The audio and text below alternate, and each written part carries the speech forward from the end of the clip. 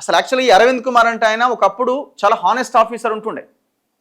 Energy సెక్రటరీగా పనిచేసినప్పుడు ఛత్తీస్గఢ్తో విద్యుత్ ఒప్పందం జరిగినప్పుడు ఆయన దాన్ని చాలా తీవ్రంగా వ్యతిరేకించిండు అరవింద్ కుమార్.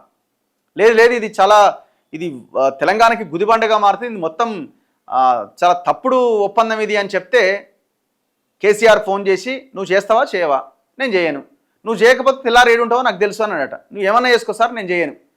ఆయన చేయను అన్నందుకు చేయలేదు ఆయన. కేసీఆర్ ఇమీడియట్ నెక్స్ట్ డే ఢిల్లీకి ట్రాన్స్ఫర్ చేసిండు. ఢిల్లీలో ఉన్న తెలంగాణ భవన్కి ఆయన ఇన్ఛార్జ్గా అక్కడ పెట్టేసి అటు ట్రాన్స్ఫర్ చేసిండు.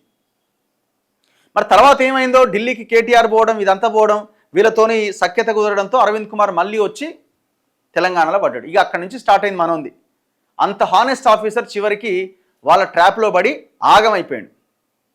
కోట్ల రూపాయలు సంపాదించిన అరవింద్ కుమార్ కూడా ధరణి వచ్చిన తర్వాత నాకు తెలిసిన ఇన్ఫర్మేషన్, మనకు అది దొరకట్లేదు కానీ 14 ఎకరాల భూమిని రాత్రికి రాత్రి ధరణిలో ఎక్కించుకున్నాడు అరవింద్ కుమార్. ఇట్లా చాలా జరిగింది. ఇప్పుడు జయలలిత ఫామ్ హౌస్ని కూడా వీళ్ళు ఈ దొంగలే ధరణి వచ్చిన తర్వాత వీళ్ళు ఎక్కించుకున్నారు. మరి కేసు ఏమైంది, ఏం జరుగుద్ది అన్నది చూడాలి. నేను అదే అంటాను, మళ్ళీ ఇందులో కూడా ఫైనాన్షియల్ ట్రాన్సాక్షన్ సంబంధించిన వ్యవహారం ఉంది. ఈ కేసులు ముందుకు పడతలేవు.